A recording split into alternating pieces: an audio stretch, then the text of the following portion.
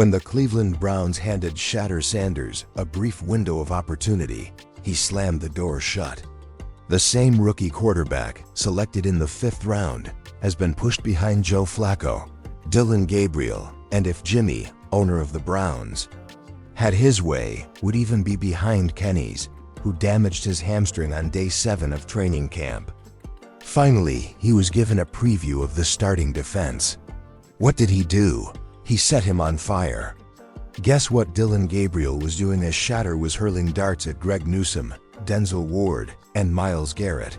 He wasted his golden boy repetitions. With the first-team offense, airmailed throws, and threw near interceptions. The Browns brass picked Dillon Gabriel in the 3rd round. And this is the same Dillon Gabriel.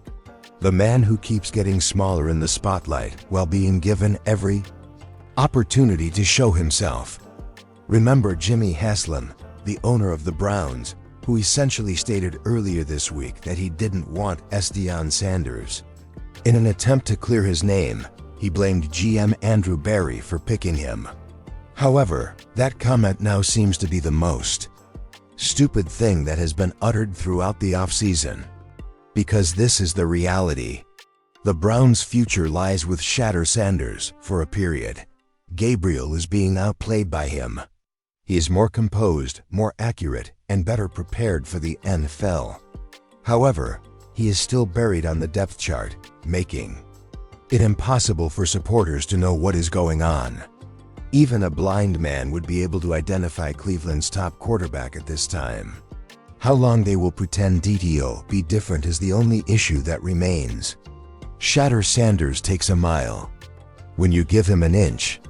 On the 7th day of training camp, the Browns finally allowed him to play defense for the first team, and that's precisely what occurred. The coaching staff threw him what they dubbed a dog bone after he had been tossing the undrafted rookies and fighting for second-team repetitions for 7 straight practices. Shedeur made a huge error by transforming the bone into a 4-course dinner. When he first saw the elite Browns defense, he saw players like Greg Newsome prowling the back, and Denzel Ward holding down corners, and Myles Garrett blasting off the edge. That should be frightening, shouldn't it? Not for Shedeur. He went 2 for 3 on his first series, with the single failure being on a narrow crossing path that was still very close to connecting. He then spun to the right and hit Gage Larvadain with a zipping strike before firing a laser at Cade McDonald at close range. This wasn't an anomaly. It was the Shedeur we all know: precision, composure, and pocket presence. He didn't appear to be a newbie taking his first try. On the roster, he appeared to be a well-groomed quarterback. And keep in mind that he used the second-team offense to accomplish everything. No Juku and David, just hard work and unadulterated skill. All the others, meanwhile, blinked. They weren't prepared. Coaches weren't prepared. The supporters weren't prepared. Shedeur, however, was, and he merely addressed the entire group. Dillon Gabriel was occupied with mishandling the bag while Shedeur Sanders was out there using backups to create magic against the Browns' top defense. Gabriel was given a fantastic opportunity to practice first-team offense against second-string defense, and he performed exactly what we've come to expect: nothing at all. To be clear, Gabriel was selected in the 3rd round. Every possible benefit was bestowed on him. With elite receivers executing routes, he had the opportunity to throw behind the building's greatest offensive line. As he continued to collapse, one was thrown away, one was almost picked off, and the third was a wide miss. 3 plays, 3 incompletions. They would demand that Gabriel change roles if he were Shedeur Sanders. But he needs more time, not excuses or silence. Shedeur is scoring touchdowns when you give him those weapons. Instead, Gabriel squandered high-level potential while Shedeur is thrown to undrafted rookies. Gage Larvadain made a spectacular move after the catch to convert Gabriel's 1 touchdown of the day into a score. It wasn't a really impressive toss. Gabriel watched from a distance while Yak, a wide receiver, did all the work. However, The storyline still states that Gabriel is vying for the quarterback. With whom are you competing? His own shadow. Because, if we're being really honest, the Browns' unwillingness to acknowledge their mistakes is the only thing standing in Shedeur Sanders' way at the moment. This isn't a quarterback contest. It's a cover-up. Furthermore, they are merely deceiving themselves. Let's quit acting like this is an open quarterback battle that is fair. It isn't. Everyone can tell that the Browns coaching staff is using a rigged deck, giving Shedeur jokers and dishing Gabriel face cards. Shedeur Sanders finally had a tiny taste of the action he has been accumulating since day one on day 7, and he delivered. While amassing first repetitions and maintaining his mid-tier backup appearance, Gabriel continues to receive VIP treatment. Shedeur is still buried on the depth chart though, for some reason. We're simply rotating, and we just want to see what everyone can accomplish, Kevin Stefanski and the offensive staff have been telling the public for weeks. Mostly because bias is the only thing we have observed. Joe Flacco has nothing left to prove at the age of 39. The hamstring of Kenny Pickett is more taut than the Browns' playbook. More often than a cheap mattress, Gabriel has fallen. However, Shedeur is still receiving scraps, even though he is the one generating. It was referred to as a dog bone. Regarding Shedeur's repetitions against the starting defense, they stated as much. A bone from a dog. What exactly does that mean? Shedeur was able to connect and fire passes into narrow openings against all professional defenders thanks to that bone. However, they continue to treat it as if it were charity. As if Shedeur is fortunate to be here at all. This is the actual tale. The coaching staff is reluctant to acknowledge their mistakes. Shedeur was not chosen. He wasn't wanted at the front desk. Therefore, acknowledging that the 5th-round pick is outperforming the 3rd-round choice would be necessary to give him a genuine chance. And nobody in Cleveland is interested in consuming that small portion of the pie. There is no favoritism in numbers. They don't give a damn about politics, draft status, or what Jimmy Haslam says behind closed doors. Additionally, Browns supporters cannot overlook the statistics that are now emerging from training camp. In every significant aspect, Shedeur Sanders is outperforming Dillon Gabriel. First, let's review the facts. On day 7, Shedeur completed 6 of 10 passes, including a strong 2-for-3 performance against Cleveland's top-tier starting defense. Additionally, I have some excellent news for all of the Shedeur haters out there. His passes weren't merely safe checkdowns. They were accurate tosses in the close quarters. How do you feel about that? Executed with timing and assurance. One pass was broken up by the safety's well-timed hit, not because it was inaccurate. Football is that. The other 2 cents go to youngsters like Greg Newsome too, who shouldn't even be allowed to face starting corners. In contrast, Dillon Gabriel had 6 of 11, 1 touchdown, and several misfires. His touchdown was a brief toss that was made memorable by Gage Larvadane's legs rather than Gabriel's arm. Against the Browns' second-team defense, he missed wide, air-mailed passes, and almost threw a pick once more. The Browns are overpaying if first-team reps purchase you for that much. This day isn't unique either. There has been a trend. Gabriel receives more chances, better receivers, and greater protection. However, Shedeur continues to close the gap by applying greater pressure and fewer repetitions. It's more than simply skills. That's resilience. That's the enthusiasm of an NFL starter. Imagine what Shedeur might accomplish with actual weapons if he is achieving these stats with the second-string offense. However, the Browns don't want to think about him since doing so would acknowledge that the underdog is indeed the best. Chemistry cannot be simulated. Energy cannot be forced. Additionally, players in every NFL locker room are aware of their true leader long before the coaches are. That's what Cleveland is subtly accumulating.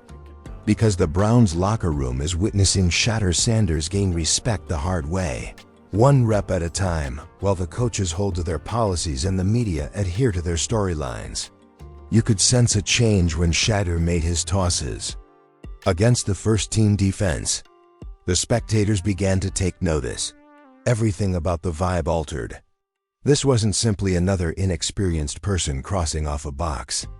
This quarterback scanned the field, controlled a huddle, and hit windows that most inexperienced players wouldn't even dare try.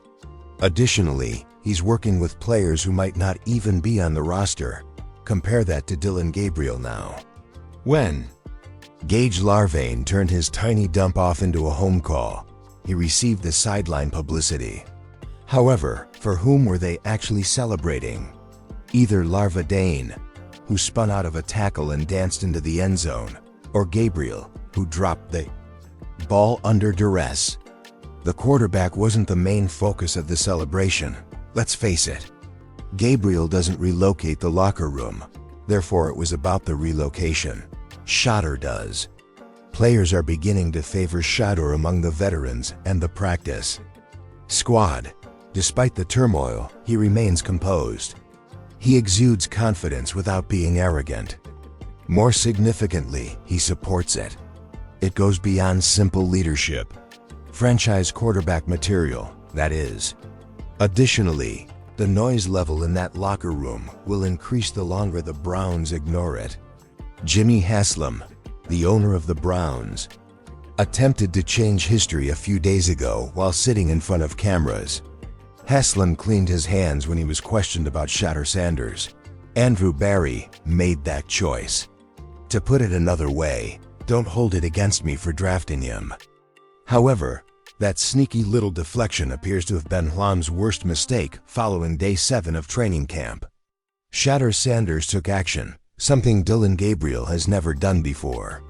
He moved the ball with composure, accuracy, and no excuses as he faced up against Cleveland's most formidable defensive starters.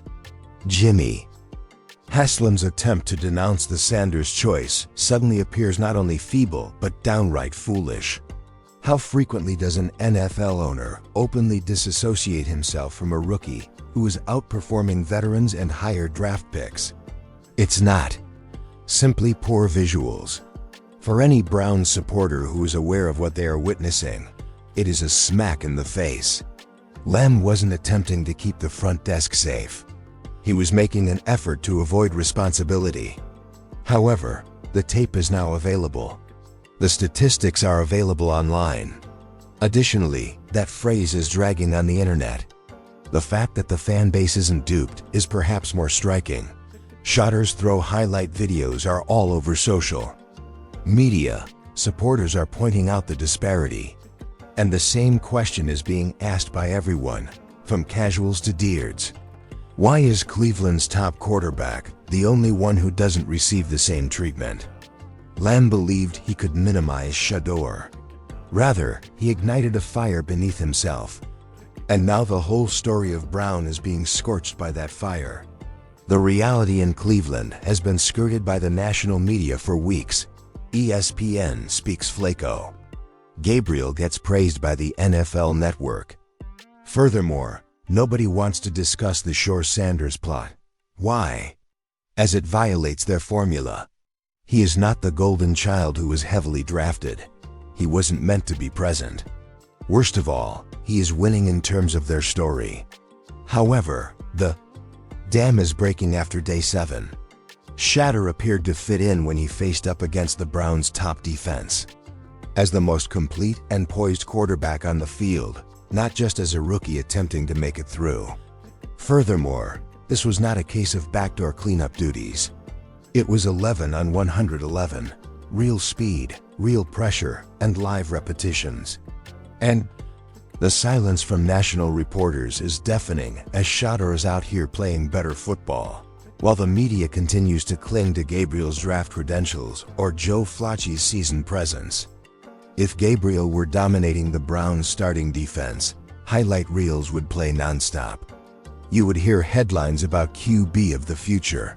Crickets though when Shedeur does it. It may be the tag from the 6th round. It may be the final name. Perhaps it's more profound. Hint, hint. Don't get me wrong though. The story has become too enormous to ignore. You, the players, and Cleveland fans all witness it. Shedeur Sanders is now attempting to get attention in spite of the NFL establishment's efforts to keep them hidden. This is no longer only a camp plot, throw by throw, rep by rep. Right now, I'm simply going to be completely honest. It is not a question of whether Shedeur Sanders will replace him as the starting quarterback for the Browns. The question is when. The warning shot was given on the 7th day of training camp. Furthermore, Shedeur did more than merely perform well. In few reps, he performed well under duress against Cleveland's most formidable defenders with backup receivers. It isn't hype. That is production and on the verge of becoming crazy. There's no more concealing Shedeur, let's face it. The justifications are no longer valid. The partiality has been shown. It's still possible that the coaching staff will play coy. Jimmy may act as though he didn't want him. Furthermore, the national media may remain strangely silent, but it won't change the reality on the field. Dillon Gabriel received all the benefits. Even with first-team repetitions, improved receivers, and stronger defense, Shedeur still shines. The past cannot be changed by Joe Flacco's expertise. The body of Kenny Pickett is disintegrating even before the race begins. Shedeur Sanders, meantime, is getting up, dominating the huddle, hitting, controlling the locker room, and gaining every inch. There's only one route that Cleveland can go if they are serious about winning and the future. Shedeur Sanders will be quarterback by the middle of the season, or maybe before. Shedeur is a movement more than merely a name. And at long last, the Browns have a quarterback they can trust. The only issue that remains is how long they can continue to ignore what is directly in front of them. This is the Huddle headquarters. I appreciate you watching. Please subscribe and like the video.